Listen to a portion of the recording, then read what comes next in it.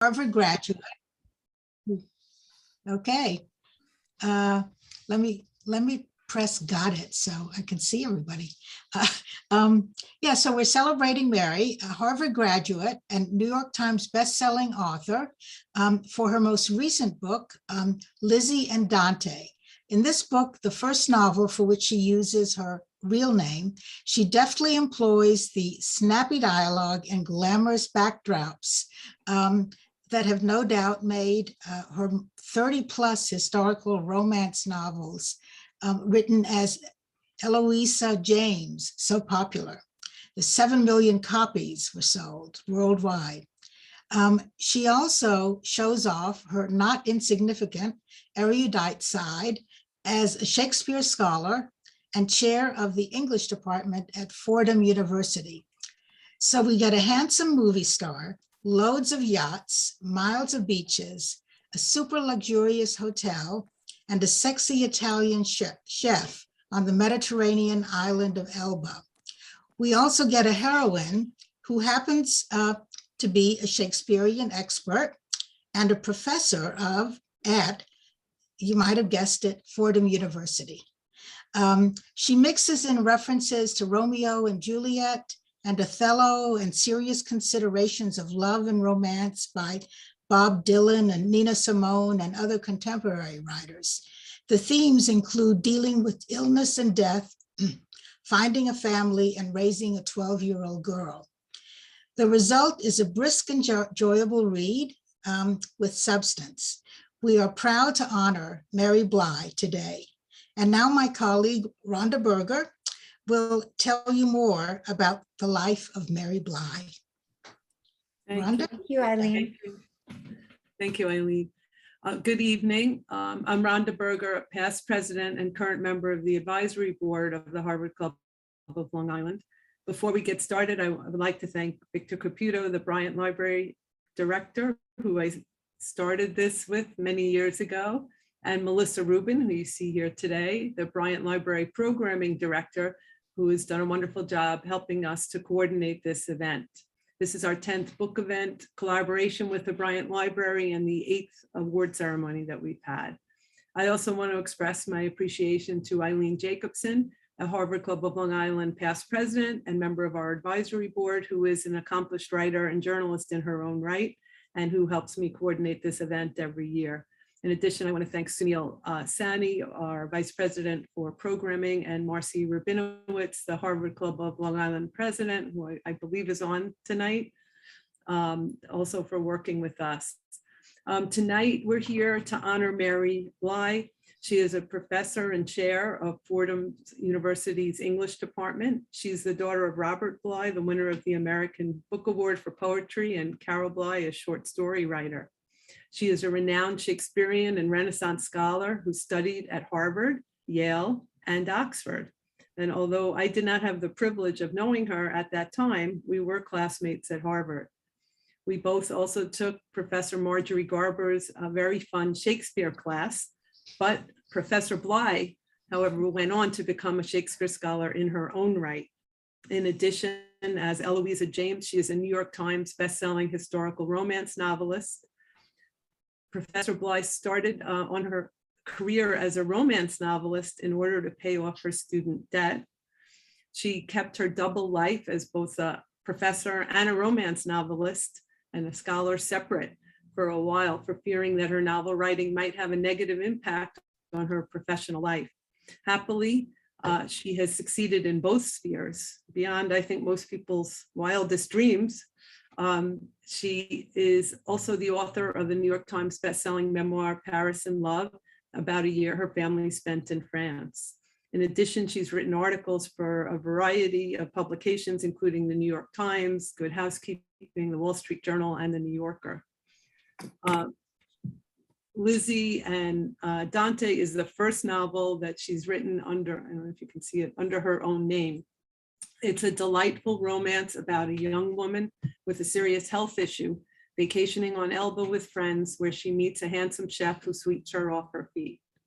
And it explores what we owe to others when making decisions and choices about our own health and welfare, which I think speaks to our COVID-ridden times. the Harvard Club of Long Island would like to present our Distinguished Author Award to Professor Mary Bly for her insightful book, Lizzie and Dante. Thank you. I will say, I have one. You read from you. So thank you so much. That was lovely. Would you like me to talk a little bit about the book now, Rhonda? Or do you have- Yes, like yes, I to- will. Yes, Thank you. yeah. And Okay. thank you for coming. No, it's my pleasure. Thank you for having me. And thank you, all of you, for that lovely introduction. So I'm just going to talk for a little bit about Lizzie and Dante. So I have a copy as well. Because I think a lot of people, I'll just answer questions that I think a lot of people are curious about when I talk about the book. And that is one of the biggest questions I get is why? Like, why don't you just write historical romance? You're doing really well there. You know, I sort of have my little niche. I generally hit, 8 to 10 in the New York Times. I would like to be #1, but that never happens. So why try something new? And the thing is that I grew up on a farm in Minnesota. I went from a farm in Minnesota to Harvard, bringing, and this is the 80s, right? I had my leg warmers with me, and I had an idea of what it was like on the East Coast. But I mean, we're talking farmland. And so it was a huge shock. And I always loved the fact that when you're talking about your own life, you can sort of bring these massive things together. Whereas when I'm writing about historical romance, I'm really writing in the world that I occupied in my imagination when I was growing up in that farm town, right? There was a Carnegie Public Library. There was an author called Georgette Hare who had a lot of historical romance novels there. And I read them over and over and over. And when I needed to make money to pay off my student loans from Yale, because my husband would not have a second baby because I had too many loans, I wrote my first historical romance. But I've never been in a ballroom. I can't say that I've never met a duke, because the last time I went to London, I actually got invited to the House of Lords and had lunch with a duke, which was fun. But he was, bless him, was not exactly a romance hero. He was lovely. So was his wife. However, I haven't done any of the things that I write about. I'm not a duchess. I'm none of those things. So I just got this longing to write a book that would be more about my life. That would be a Shakespeare professor, in this case, a Shakespeare professor who's had cancer, which I have. And Lizzie, my heroine, goes to Elba. And Elba is this little island off the shore of Italy. And for those of you who know Italy at all, Capri is the fancy island, right? Capri is where people go on their honeymoon. It's where the big yachts pull up. And Elba is where Italian people go. So when I was at Yale, I went on a blind date and I met Alessandro on that blind date. And he's my husband now. And so we've been going to Italy every summer since we graduated from Yale. He's now the chair of Italian at Rutgers, so in New Jersey. And because his family took him to Elba every summer, we took our children to Elba every summer. So I have been to that little island over and over again. And I open the entire book with this ferry ride that you take to get to the island. And it's this place where a lot of Italians go just for day tripping. It's it's not a fancy island. It's full of children and just fabulous food and octopi in the water and fish. And, it's normal for a Minnesotan like myself. It's like saying you're going to go to the lake for the day, right? We all go up to the lakes and everybody has a house on the lake. In Florence, which is where my husband is from and where we have a house now, you say you have a house on Elba and you go there for the weekend and certainly for at least a month in the summer. So I wanted Elba to be a character in this book because I've been so lucky. I came from this farm and I met Alessandro and I got to have Florence be a place for me that's as vivid as New York City is, where I live now. And I wanted Elba and the way in which you eat in Italy, the way in which you live in Italy, to be a major part of the story. So I created this Shakespeare professor, not unlike myself, but much better than myself. What you do when you get to create someone, you make them smarter than you and cleverer than you and nicer for sure. And I did that, but then I also got to have her learn things that I've learned, which is that like in Italy, you don't work to eat, you eat to live, right? And food is everything. So I took a lot of the stories that you'll find in this book right out of my life. So the Etta, who's the 12-year-old girl, is really based on my daughter, Anna. And if you have read my memoir, Paris in Love, when Anna was 10, you will recognize her when she's 14. And all the quotes that open up the chapter are actually from Anna's door. And the paper that you read in there, the paper that she wrote about birds, is a paper that she wrote for a London school when we were doing a year in London. And the D for Siddhartha, the paper on Siddhartha that she got a D on because she said that Siddhartha was sexist. That's Anna got that. And I did not go in and make a fuss as a Shakespeare professor. So I put my own life in there. And I think that it kind of grounded the novel in a different way than my romances. Romances are they have a very structured shape to them, right? You know exactly what's going to happen. And the challenge for a romance writer is always to surprise the reader within a thing that they know exactly. With Lizzie and Dante, because it's a love story rather than a romance, I had the fun of having everyone not know what was going to happen. And I could bring in, for example, Romeo and Juliet, and there's a thread of argument about Romeo and Juliet that really ties to the story overall. Because one of the things I think about having cancer, once you've had cancer, you never feel exactly the same, right? I'm well into remission, absolutely in the past. But once someone has said a biopsy is negative, you look at things a little differently. And I wanted that to be part of this book too, where you're in an island, you're in a place where you haven't been as a reader, and maybe you get to have a bit of that sense of what is different and what is missing in your life. And one of the things that's missing in Lizzie's life are the children she didn't get to have. So she finds Dante, the chef. And I will say that the first scene in the book in which she meets Dante and there's this entire octopus on the plate, that happened to me. So the idea for this book actually came from a restaurant on Elba. We walked into this wonderful, incredibly romantic restaurant, and there was a quite handsome chef there who had a daughter who was about 5 years old at that point, and her mother had been Russian and had left and gone back to Russia. And I thought, oh, this would be an amazing hero for a romance. And then it took me quite a long time, about 10 years. And then it took me 4.5 years to write the book, because I wrote the first version of my editor, this is my agent, my literary agent, ripped it apart.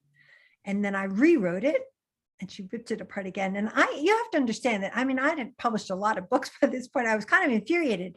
But one of the things about writing a new genre that you have to find for those of you who are writers is that you have to put your ego to the side. So I had all these things I wanted to do, and I need to learn how to do them, because it's not enough to just say, I want Elbow to be a character, and I want to write about what it's like to have cancer, and I want to write part of my own life. I want to write about Romeo and Juliet, because the thing I do best in life really is not write, it's teach. I teach Romeo and Juliet really well. I'm a really good teacher. And I will say kudos to Marge Garber, who's mentioned earlier, because my first semester that I went to Shakespeare was an elderly man who walked up and down, this is at Harvard many years ago, walked up and down reciting Shakespeare and was utterly boring. And for some reason, I ended up taking the second half, and Marge Garber was a young professor at that point, and she acted out the orgasm scenes in like Cleopatra, and I was dumbstruck. I'd never imagined anything like it.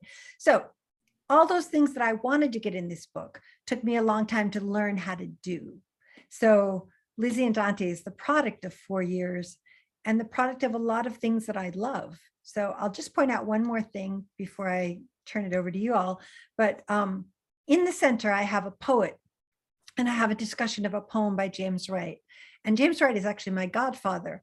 And one of his poems is actually called Mary Bly. It was written for me when I was a baby. And it's a wonderful poem. And it's a poem about how the last line is, I have wasted my life, right? But it's not about wasting your life. It's about the beauty of being engaged in life. And it is kind of the core of the entire novel if you end up reading it. the poet himself is based on Don Hall, who you guys might know because he was an East Coast poet. He was the Poet Laureate of America. He was my dad's best friend. And he was actually wrote me a recommendation to get into Harvard many years ago. And then in my first year at Harvard, my freshman year, when I was absolutely floundering, because let me tell you, if you go from a farm town and that school, I had never written, I had no idea what an introductory paragraph was, right? He pulled me out of school when I was about to fail out in my first year and took me out to his farm and taught me how to write a paper. And so that in the center is a bit of a tribute to Don Hall for teaching me how to write. So I want to give you the background story. And then I hope that you have questions. I'm happy to write questions, answer questions about, writing or whatever you want, because I know you may not have read it yet, but I hope you enjoyed it if you did. So I will turn it over to Melissa, and I'm going to ask you guys, please put questions into the chat, because otherwise I will just keep burbling on. Melissa and I can talk.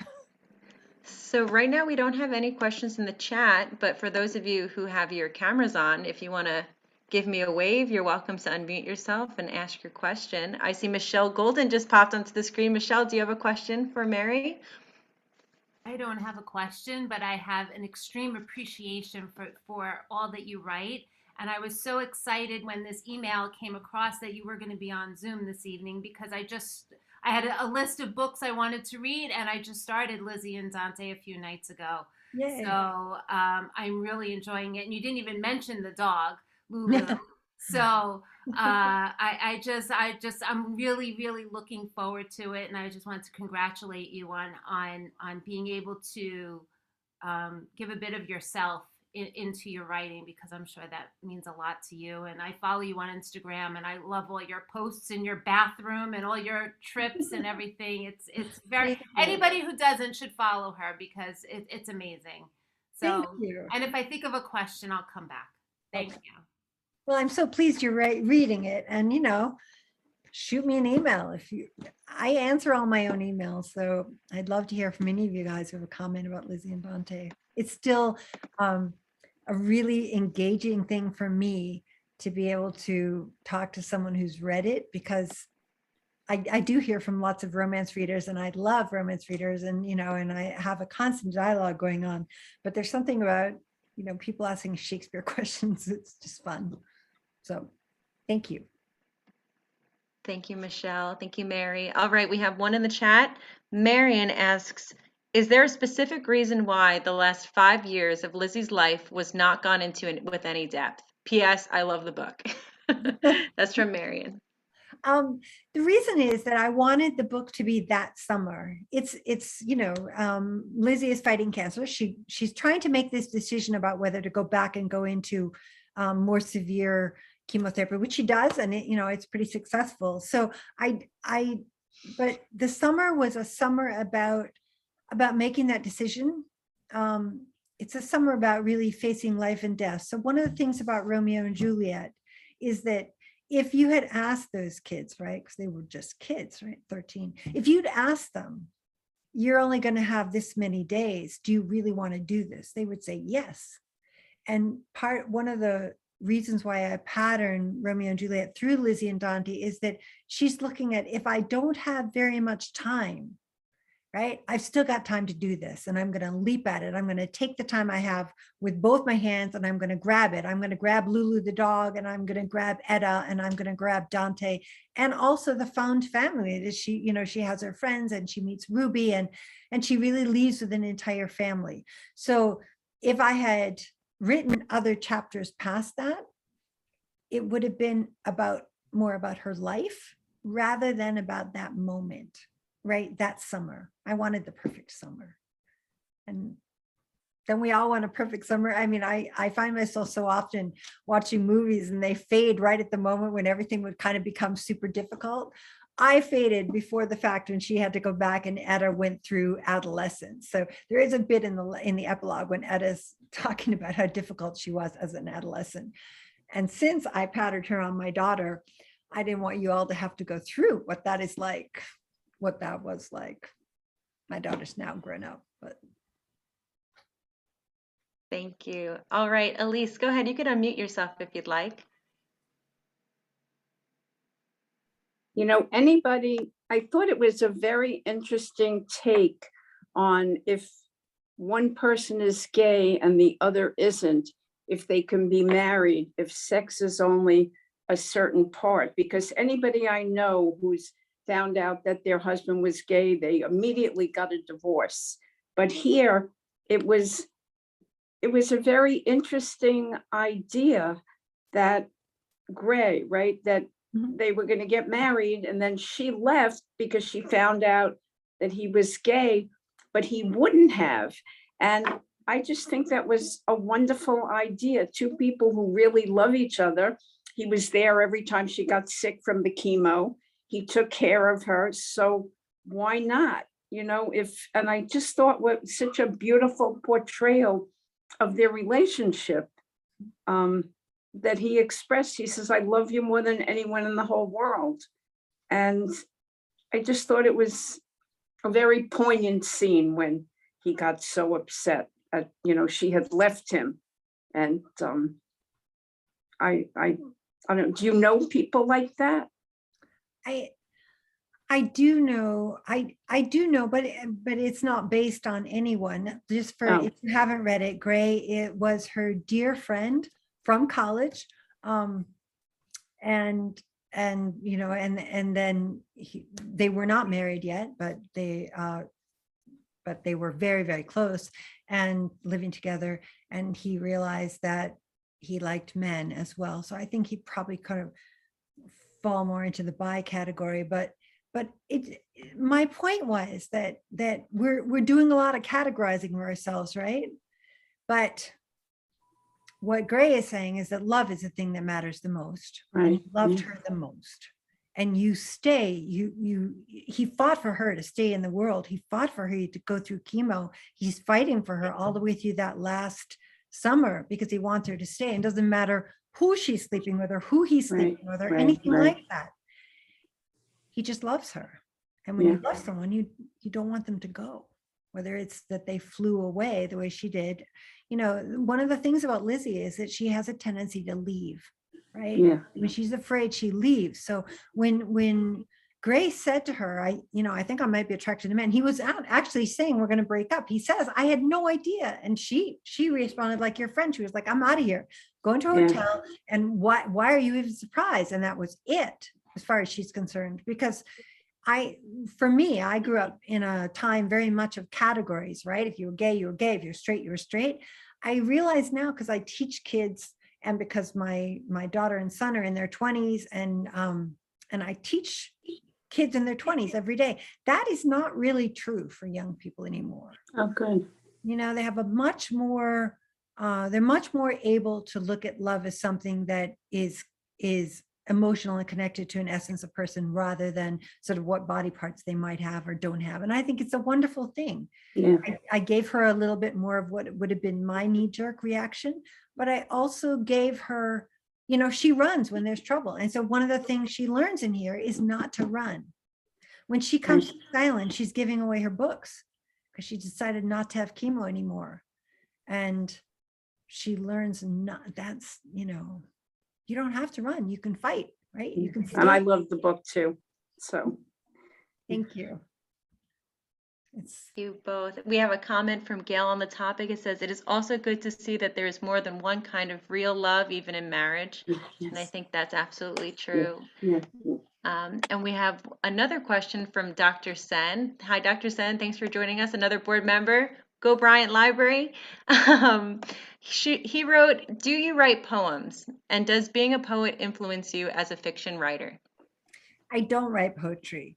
I grew up with my dad, Robert Bly, reading poetry at dinner every single night, right?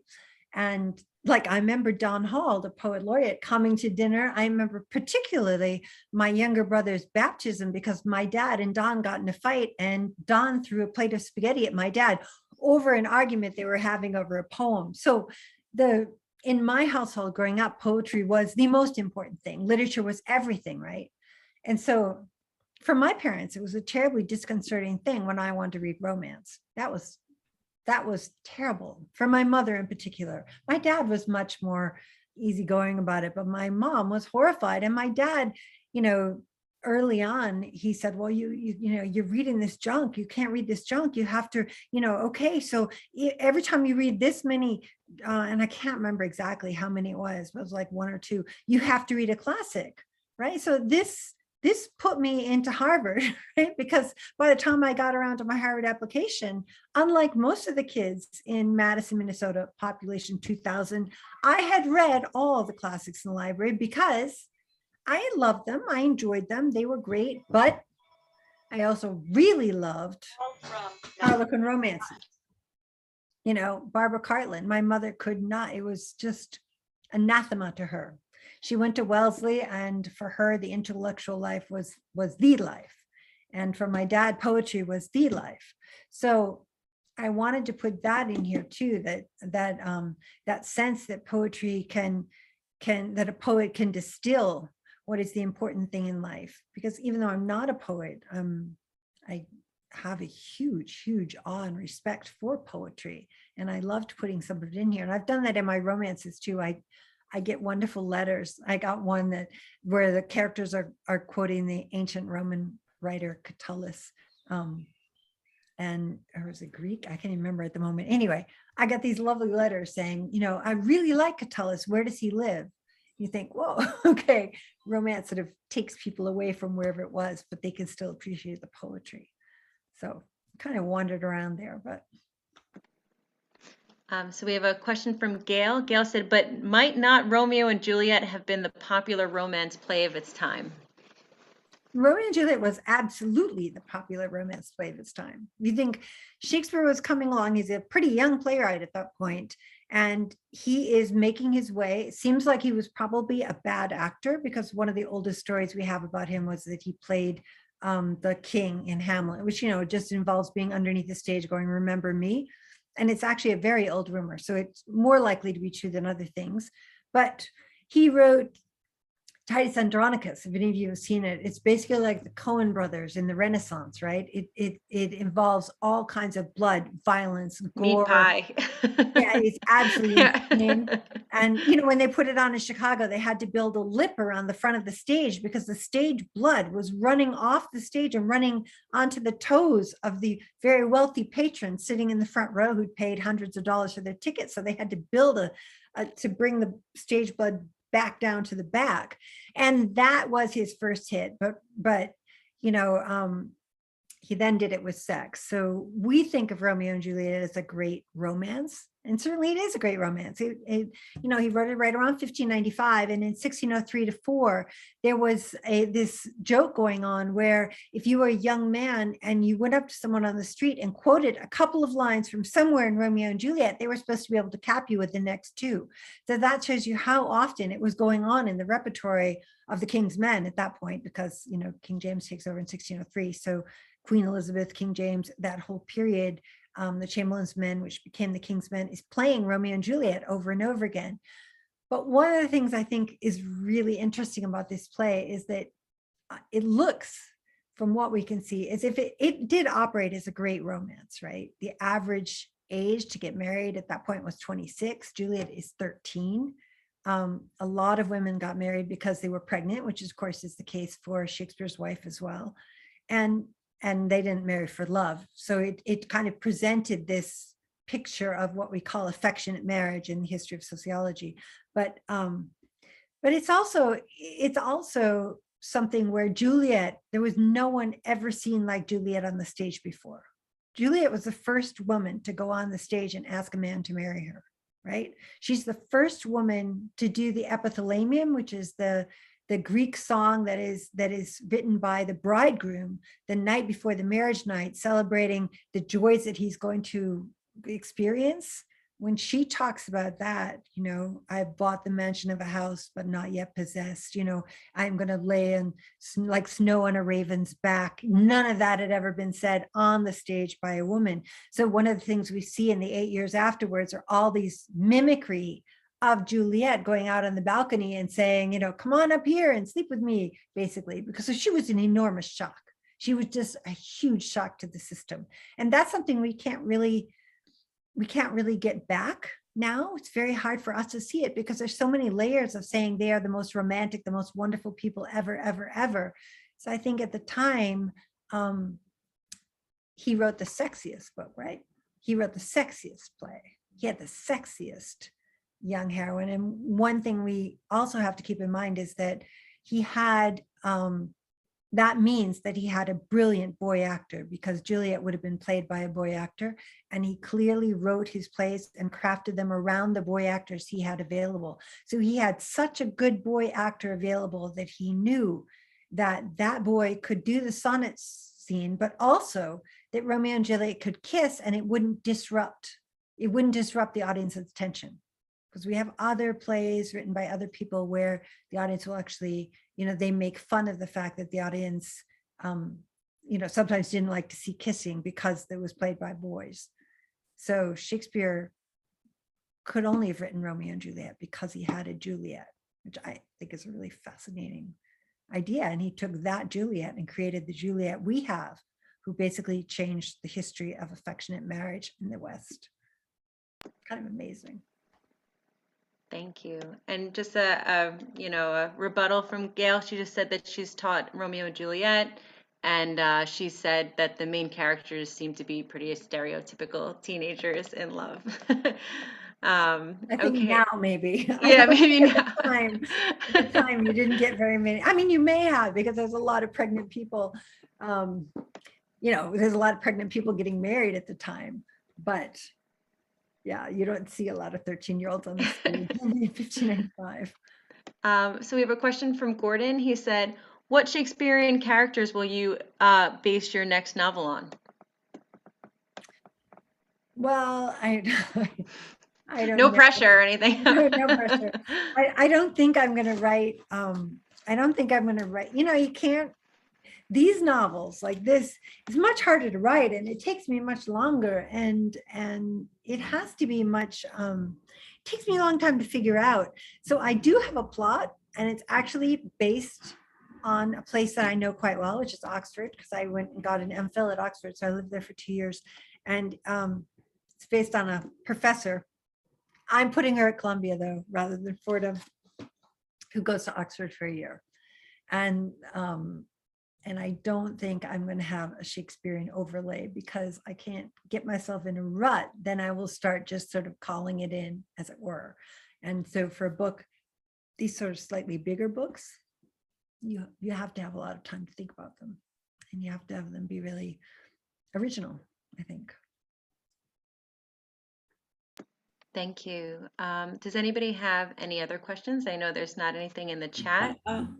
Go ahead, Rhonda. I'll ask one. Just what was interesting to me as a physician was this idea that she had made a decision that she didn't want to suffer, that she didn't want to have to go through the various indignities which she would have to in order to try and fight this. And so I thought it was interesting. There was an article several years ago in the New York Times actually about a woman whose job it was to reconcile people to sort of hospice care. It was a relative. I don't know if you ever saw this article or anyone else did. It was her, and that was her job, to say to people, don't do, where there's really no hope, don't do this, don't do that. And then she herself became sick, and she wanted everything done. And in your novel, she doesn't want everything done, but everyone around her wants her to. And so for me, one of the big, thoughts in the novel is, well, do we have a right to tell other people what to do, or to fight them on their end of life decisions and things like that, which is, I think, not quite where you were going with the book. But when she was saying to people, I don't want to do this, I don't want to do that, we all, well, at least I, in my career, you see people saying, well, I don't want to do this because I'm this age. And I don't, of course, she was very, very young, which is different.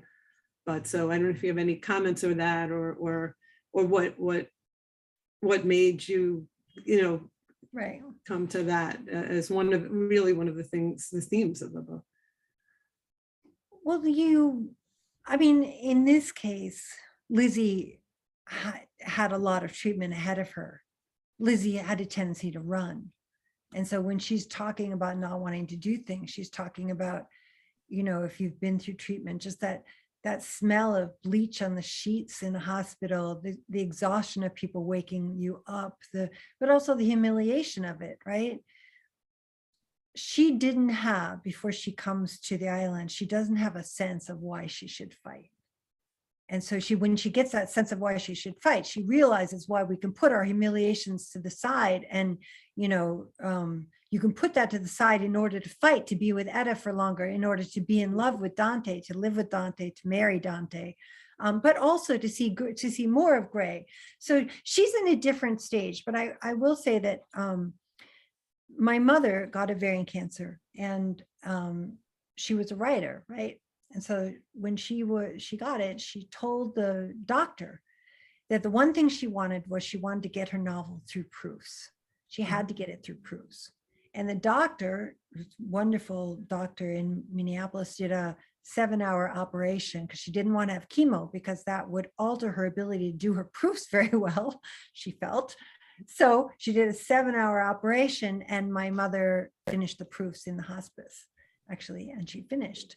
And so I and my siblings and I had a hard time with her not deciding not to fight it. But that was her choice.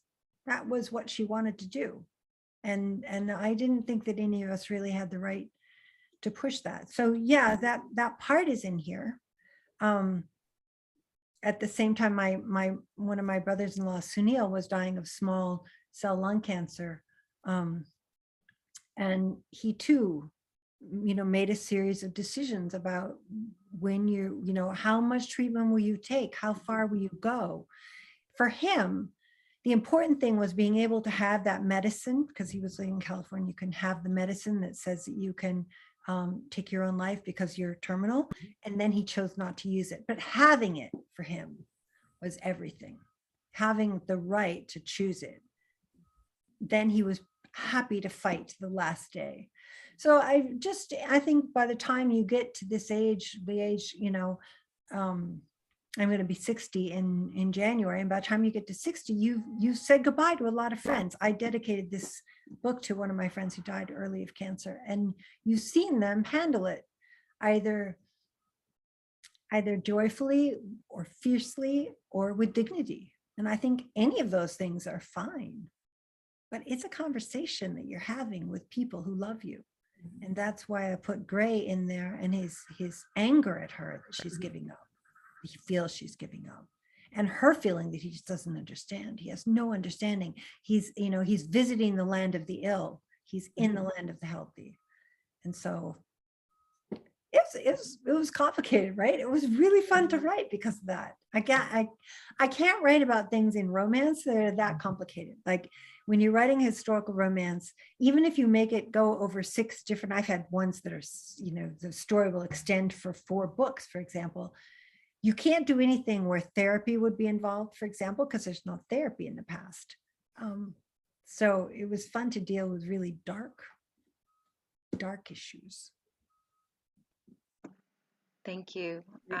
We have another question from Dr. Sen. Have you read translated works of authors from Asian countries? And me being an Indian, Tagore, immensely enjoyed your words. Oh, thank you. I have read a lot of translations. My dad was a great translator of all kinds of poetry, including Indian. So I've read quite a lot of Indian poetry. And Sunil was an expert in classical Indian music. So I've actually know something about that, nothing like what he did. But what I find, what I'm loving right at the moment is actually reading a lot of the East Asian romance that's written in this country by people from all parts of Asia that are really fantastic. I mean, one of the great things that's happening like in the last 3 years is that romance has opened up, and it's not just, it was hard to find published romance that wasn't written by someone exactly like me, right? There was a joke at one point. Harvard is actually very, very strong in the romance field.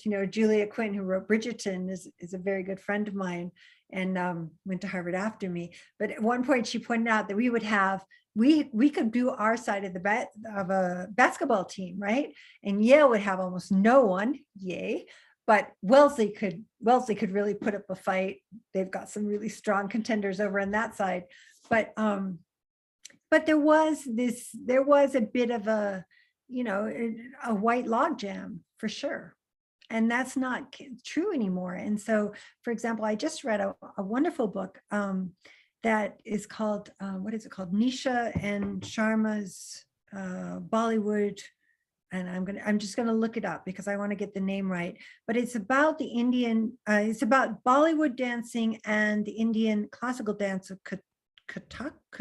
I'm not sure I'm pronouncing that right, because when you read it, you're not exactly sure all the time. It's called Radha and Jai's Recipe for Romance, and it's by a really great writer, I think, a great romance writer who's also written a lot of YA, and her name is Nisha Sharma.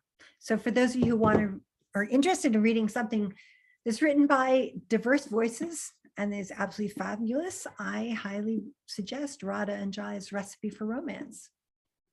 My sister-in-law has taken up Kathak. I think I'm pronouncing that right. And Kathak, it's Kathak, Kathak. Sorry, Kathuk. She has taken up Kathuk since Sunil passed away as a way of staying close to him. And she absolutely loves it. And it was a great joy to read a book about it. Now, I have to say, if you've read if you've watched Netflix, there's that Netflix show about dance moms in Texas. It's the same thing with Kathak in America in these classic dance competitions. I mean, I had no idea. So that was tremendously fun to read about. Absolute crazy parent stuff going on. Guy, did you have a question as well? I just want to make, well, for example, on my way back from a senior center today, I went by 2 Bhangra places that offered Bhangra lessons. One offered Bhangra lessons and as a subset, Irish step dancing. The other one was Grandmaster Chung was offering Bhangra lessons too. So there's a lot of that around. I started to read Pachinko after I saw Min Lee on a video. And then I saw her in a Harvard video, then I saw her in Amherst video, and she was just amazing. But I'm still plowing through the beginning of her book, Pachinko. But, there's a gal who went to Yale and got a law degree and decided to become a novelist. And obviously, a lot of people read that book. Yeah. I'm still struggling with it. But in terms of illness, I think you have to want to live. I'm 84. I do everything every day in order to make sure that I live. In other words, I exercise, I think, I stretch my mind in more ways than, just these kinds of talks. But what happens is some people don't. One of my very good friends, who's a little bit younger than me, got prostate cancer. He just gave up. Just gave up completely. I got prostate cancer. I was sent to a really good center. It's over. I went today. I'm fine. That's great. Congratulations. But some people, unfortunately, the future is in genomics. In other words, CRISPR and, altering genes. My youngest son needs a kidney and his sisters offered to give him one. And at Columbia, they're going to take care of him. He lives in Las Vegas now, so he's got to relocate to one of our houses to do this, but he's already been accepted in the program. And what they'll do is they'll change his blood cells to that of his sisters. Wow. Those, so these things, so they won't reject what would have been or otherwise a foreign, object. There's a lot of stuff being done in the matter of health and life. I have to say, I absolutely love hearing that because my daughter Anna has chronic kidney disease. Oh, wow. May well need a kidney at some point. So yay for I don't know how they changed the blood type. Wow. That's great. I'm going to go tell her that right now. They get rid of, they destroy all the bone marrow and replace it with the donor's bone marrow. Oh, wow. Okay. That's extreme. I guess because it's a family member, maybe it's easier. I don't know if it's any easier. Well, I hope it goes wonderfully and, knock Crossing on our wood. Sounds like it'll be great. Yeah. And I agree with you. You have to decide whether you want to live. Yeah.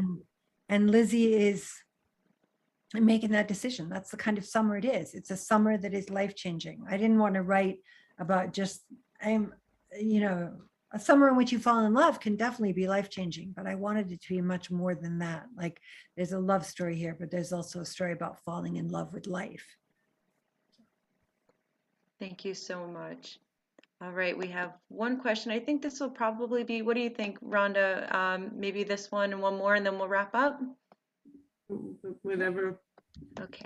works I want to for be everyone. respectful of Mary's time. We're so grateful for you.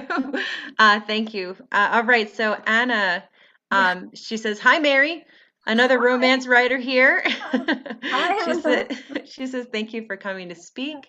I met another Harvard grad at the Brooklyn Book Festival recently who had just started writing in the romance genre. Question for you. Because Yale did come up in our conversation that day, of course, why do you think Yale isn't as strong in the genre? I'm asking in jest, sort of, but I do love the way you say Anna in the Italian way." I have no idea about that. I mean, let's put him on the spot. It's just a joke that we had, but I mean, and it could be changing all the time. But when I went to Harvard, and this is so different now, I believe, they were making a huge effort to just get people from all over and put them together. You just had to be an interesting person.